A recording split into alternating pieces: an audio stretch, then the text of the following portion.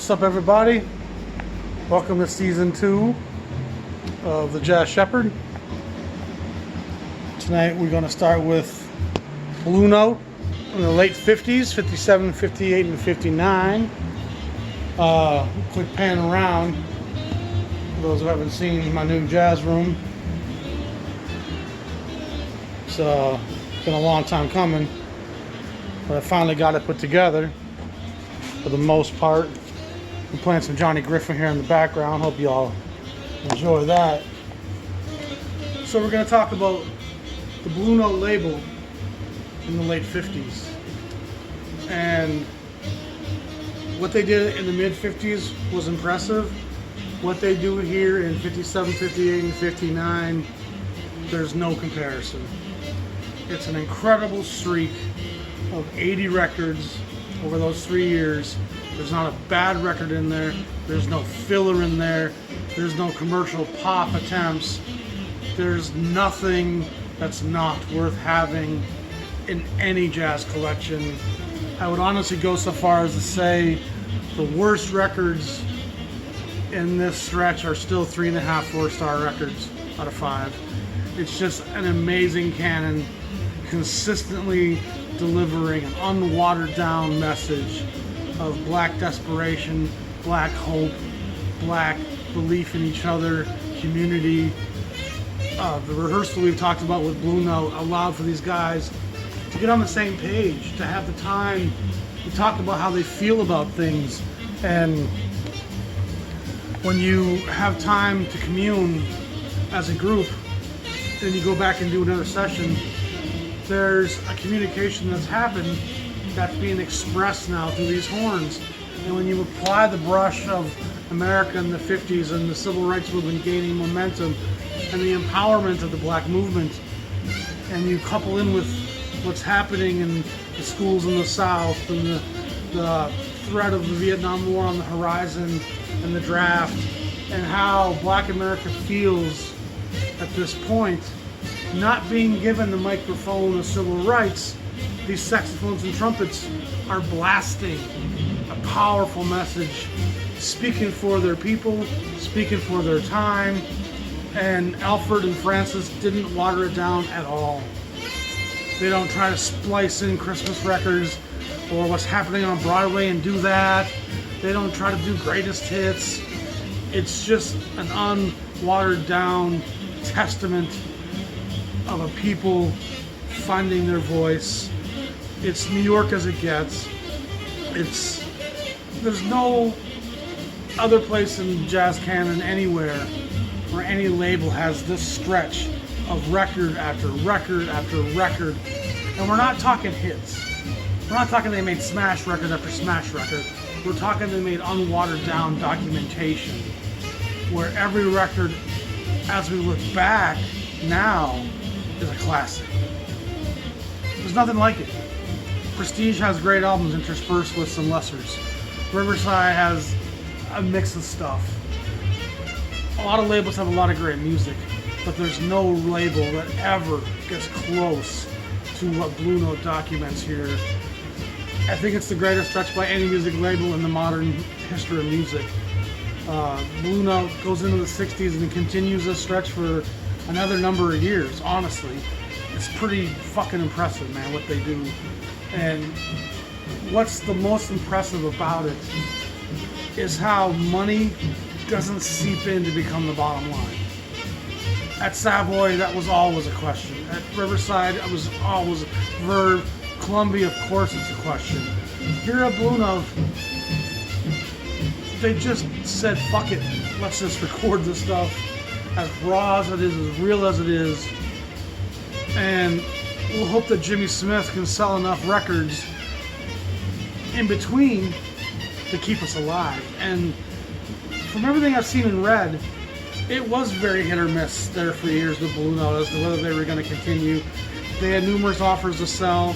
They obviously held off until 67, thank God, because once after 67 it's a whole different beast. But jazz has become such a different thing by 67 that there was really no other option. You know, it was going to change no matter what happened. So let's dig into some of the stuff that happens here. Thad Jones, the magnificent Thad Jones. The Blue Note stuff is all fantastic. I'm just going to show you one record by each of these artists, but Hank Mobley has a stretch of records here. Unbelievable, creamy tone, powerful voice of positivity. Hank believes that things are going to get better. He's trying to unify, and this guy, on the other hand, seems much more militant and angry to me, to my ears. He's always got an edge to him and a ferocity. Rollins has a few records here on Blue Note that are among his best. Rollins jumps around a lot, and there's no question the label you're on impacts the record you're going to put out. You look at his RCA stuff coming up not too long after this, and it's not nearly as strong or as consistent as what he does here on Blue Note. Horace Silver, originally with the Jazz Messages with Blakey, his records on Blue Note always have amazing lineups on them. Paul Chambers, the great bass player, he's on hundreds of sessions. I have hundreds of records with him as the bass player. Blue Note puts out 3 of his records as a leader. They're all great, they're all to be sought out. He bows some stuff. There's some really interesting stuff on these records. Lou Donaldson, one of the great underrated players I think in jazz. He's got a lot of Parker to him, but you play alto in the 50s and 60s, you're going to sound like Parker. The cat can blow. I was lucky enough to see him in about 10 years ago, maybe 8 years ago. Great guy, really enjoyed chatting with him. Had him autograph a few of his records. Curtis Fuller, one of the great bebop trombone players. He was one of my great insights into really hearing jazz, was Fuller. I'll get to that in a minute. Bud Powell is back with Blue Note now in the late 50s. He makes a couple really strong recordings. This is a seminal record for me. This was one of the records that really changed my experience with jazz. Jazz to me was all something I listened to and just thought about the solos and the playing and how great the musicians were. And I didn't really get the emotive quality of it until this record, followed by this record. They come back to back in the jazz canon. They both have Coltrane on them, which I don't think that's a coincidence. That's to their greatness. This record always had an intensity to me that spoke of a great pain, a great sorrow, some anger. Every time I listened to it, I could just feel a ferocity and powerful unity, a resistance, desperation, something about it. And then I looked up what was happening in America when this album was being recorded, and this is when they were forcing the segregation of the southern schools. And how could these 6 black men in New Jersey recording a record not be talking about that stuff? How could that not be affecting how they played when they went back in there to do a second and third take? And the intensity of this record, it's powerful. It's Public Enemy powerful. It's KRS-One powerful. It's Rage Against the Machine powerful. It's really, really an amazing record. And then this record I credit for single-handedly teaching me how to hear jazz. I listened to it 100 times. One of the first jazz records I owned was Blue Train. And listened to it for years without really hearing it. And then I was listening to it one day on side 2, which you kind of do side 2 less than side 1, obviously. That's how, I approach. You always get side 1 first, and sometimes you hear side 2 less. And I was listening to side 2, Locomotion. Coltrane plays this powerful thing. They state the chorus. Fuller plays, powerful, dig it, cool. And the band breaks for a fraction of a second, and Morgan comes in with this ferocity. That to me sounded like, shit, you must have had a bad day, motherfucker. Did you miss your bus? Did you get splashed on the way to the studio? He just sounded so vicious, but it was an aha moment. I'm like, oh, shit. Jazz has that tangible ability to capture a man's emotion in that moment right now. And unlike a pop song that I have to sing the same words every time I do this song, even if I don't feel it right now, a jazz player is incapable of not telling you how he feels right now. And when you use the 3 brush strokes of experience, environment, and personality, that's how you can feel what a jazz player is telling you. And it's powerful. There's a lot to be learned from those 3 brush strokes. Benny Green, another great trombone player, one of my favorite Blue Note album covers. That's one of the albums that Lou Donaldson signed for me. Blues Walk's a famous Blue Note session. Something Else. Another one of those seminal Blue Note records that should be in every collection. And I honestly think everything here, you can't go wrong buying any of this stuff. I'm skipping some great stuff, some Dizzy Reese, some Walter Davis Jr. There's some stuff I didn't pull up that I'm like, oh, that's a great record. This record, though, Hank Jones and Autumn Leaves, it's why jazz is magical. You know, and this is technically as much a Miles Davis record as it is a Cannonball record. And having said that, it's one of my favorite Miles Davis sessions. He sounds great with this band. Him and Cannonball seem to have a real connection. They seem to really be playing off each other wonderfully. But the rhythm section is as equally as powerful and as important. And I think Autumn Leaves is something. Listen to the song with the words sung, and listen to them play it. And it's as beautiful and emotive as I've ever heard jazz be. Wonderful. This is all 1500 jazz up to this point. That was 1595. This is number 1600, which for me makes it the end of the 1500 series, because there's no 1601. It goes 1599, 1600, and then we make the jump mysteriously to 4000. I've never really learned why they changed to the 4000 series now, but this is the first Three Sounds record. They're not hard to find. They're fantastic cocktail jazz records. They're not without substance. They're not fluff. This is not some schmaltzy ass cocktail jazz. These guys really swing. There's a lot of soul, a lot of gut, a lot of feeling to the Three Sounds records. There's some of the great trio records. I would put them up to next to anything Oscar Peterson did. You know, it's not going to drive anybody to the room ever. You know, it's fun to play at a lounge gig for me. I can play some Three Sounds, and has a real wonderful place with enough meat and substance for me that it still satisfies. Love Three Sounds. You can find them affordably. Don't pass them up.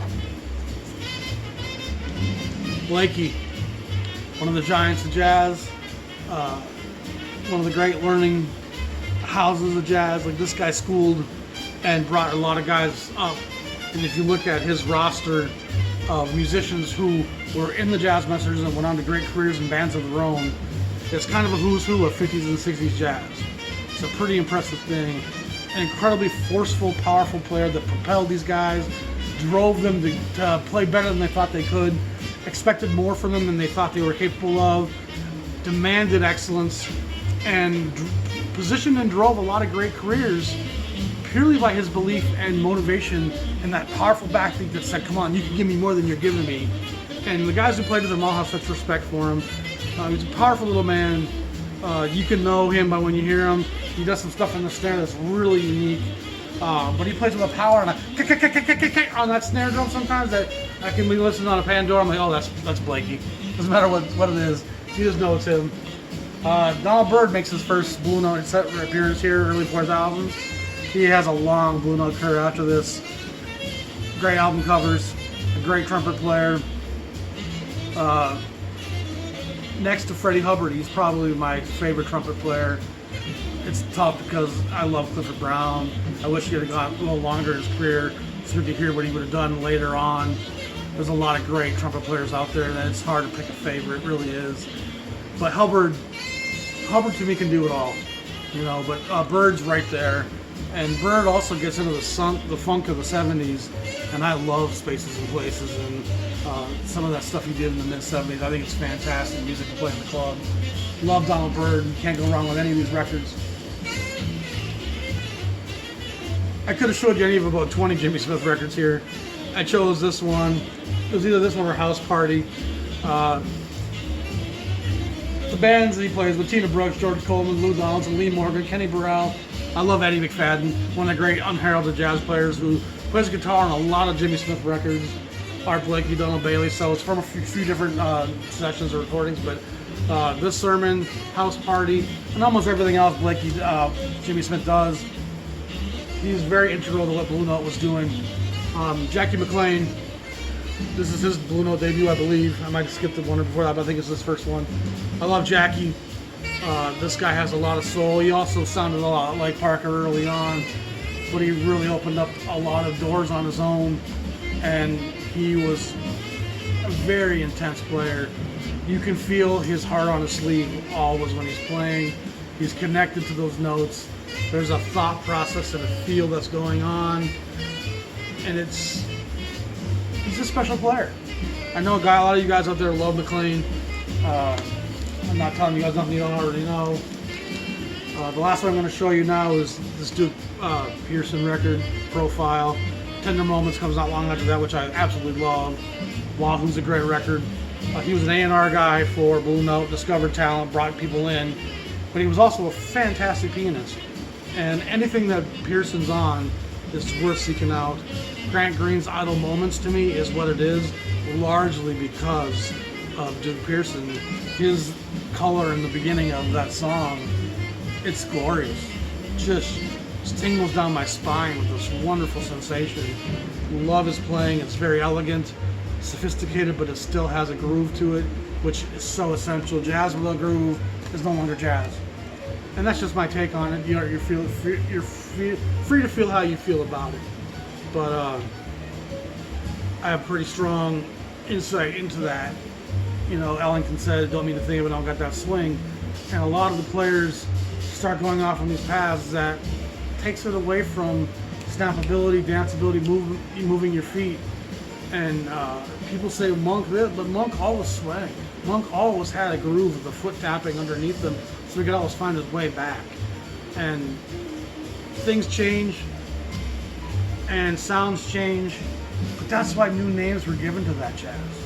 The avant-garde, free jazz, new thing. It was relabeled because it was different.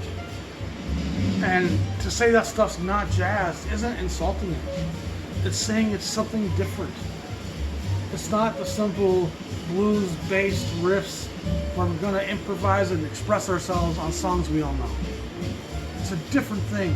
It becomes more compositional, it becomes more arranged, and on some level it becomes stiffer. Some of the free stuff I've heard becomes so stiff because it's so thinking as it's plodding along, and it's not free at all. Some of the freest things I've heard are some of those Norman Grand's jam sessions with those classic swing players who are all in their 50s by this point, just getting down and jamming. And you want to talk about freedom? A guy playing a song he doesn't have to think about, that's a free player. A guy that doesn't have to think about where the changes are because he knows the song like the back of his hand is actually free to tell you how he feels. That's freedom. Freedom isn't having no structure. Freedom isn't having no chord changes. Freedom is the freedom to emote comfortably because I'm not concerned about the map. I know this route.